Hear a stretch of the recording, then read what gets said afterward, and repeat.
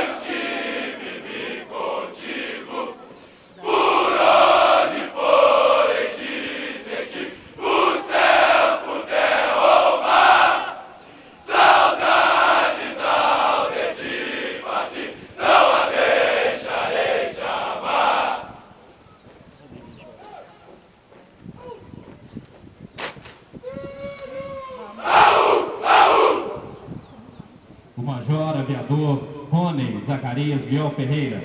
comandante do grupamento de formandos, apresentar-se-á ao excelentíssimo senhor Tenente Brigadeiro do Ar, Dirceu Tondolo Nouro, diretor-geral do Departamento de Ensino da Aeronáutica, e solicitará autorização para comandar o último fora de forma dos integrantes do Esquadrão Sírios, na condição de alunos da Escola Preparatória de Cadetes do Ar.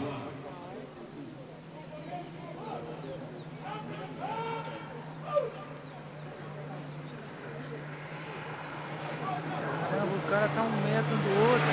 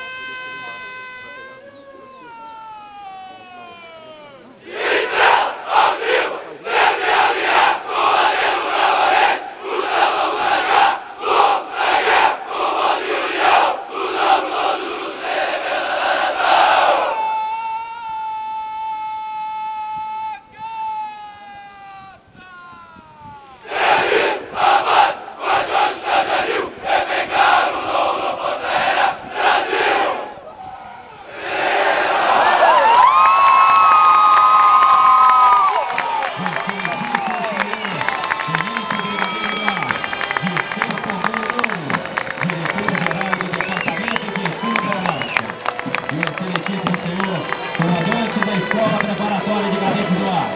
Brigadeiro do Ar, Alex Pix Manobra, agradecem as honrosas presenças e informam que está encerrada a cerimônia militar alusiva à conclusão